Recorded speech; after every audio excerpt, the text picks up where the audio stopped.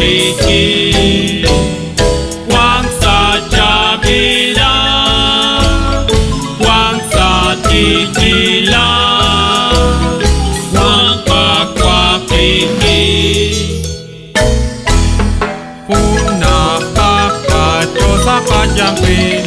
Sa chokwang kaplachi kibintim Mota kwang trabali haspeti Sa jalan chokwang chehuneli Wang sa komoni Wang sa usila Wang kwa Kiki Wang sa Jamila Wang sa Tijila Wang kwa Kiki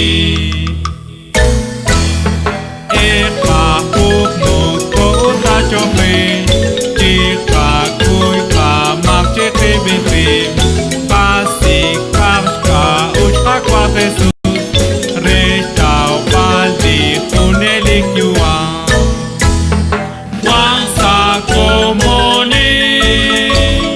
Wang sa usila Wang kwa Kiki Wang sa Jamila Wang sa Tijila Wang kwa Kiki Pakunut kash palimang silan Papanwak kaklali usilan Liho kung tulog na kachiku Liho kanto srali kakwadyo Wang